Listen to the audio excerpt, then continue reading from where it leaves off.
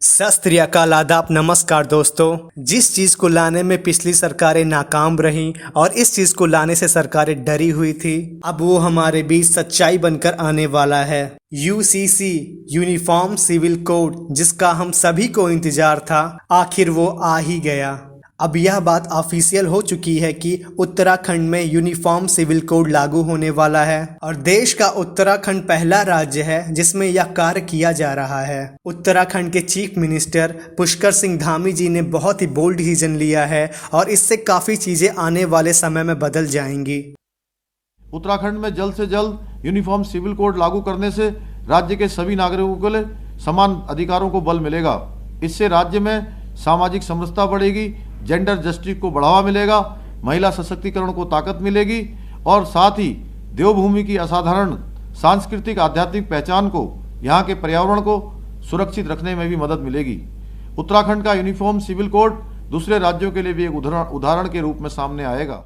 हालांकि कई लोग इसका विरोध भी करते हैं और कई लोग इसका समर्थन भी करते हैं। यूनिफॉर्म सिविल कोड को लागू करना अपने आप में एक काफी कंट्रोवर्शियल निर्णय है, इसलिए सरकारें इसको लागू करने से बचती हैं। जबकि हमारे कॉन्स्टिट्यूशन में आर्टिकल 44 में यह साफ साफ लिखा हुआ है कि सरकार को भविष्य में कोशिश करनी चाहिए कि देश के हर कोने में यूनिफॉर्म सिविल कोड लागू हो।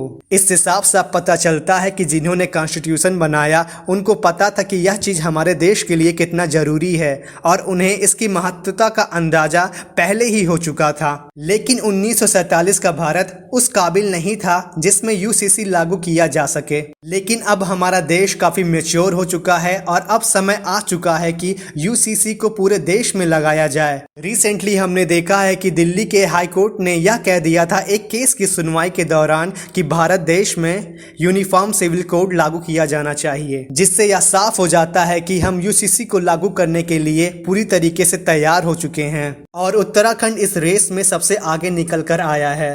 उत्तराखंड की कुल आबादी 1 करोड़ से ज़्यादा है और 82 से लेकर 83% की आबादी हिंदुज़म को फॉलो करती है और मुस्लिम आबादी आपको मिलेगी यहाँ पे रफली 14%। यूनिफॉर्म सिविल कोड लागू होने के बाद सबसे बड़ा इम्पैक्ट आपको देखने को मिलेगा हिंदू, मुस्लिम, क्रिश्चियन वुमेन की इनहेरिटेंस पर। यूनिफॉर्म सिविल कोड का एक बहुत ही बड़ा पॉजिटिव पॉइंट ये है कि इससे वुमेन एम्पावरमेंट बहुत ज़बरदस्त होती है, क्योंकि हर धर्म में यह देखा गया है कि जब माता पिता के प्रॉपर्टी को बच्चों में बांटने की बात होती है तब मेल को ज़्यादा मिलता है और फीमेल को कम मिलता है। यूनिफॉर्म सिविल कोड आने से इक्वल डिस्ट्रीब्यूशन होगा प्रॉपर्टी का और यूसीसी के आने से एज ऑफ मैरिज में भी समानता आएगी, क्योंकि हर रिलीजन में अलग अलग एज निर्धारित किया गया है शादी करने के लिए। यूसीसी आ जाने से हर रिलीजन में शादी करने की उम्र 1 हो जाएगी और तलाक जैसे मुद्दों में भी एक समानता आएगी और 3 तलाक का नामो निशान खत्म हो जाएगा। यूनिफॉर्म सिविल कोड से हमें पूरे देश में एक यूनिफॉर्मिटी देखी जाएगी,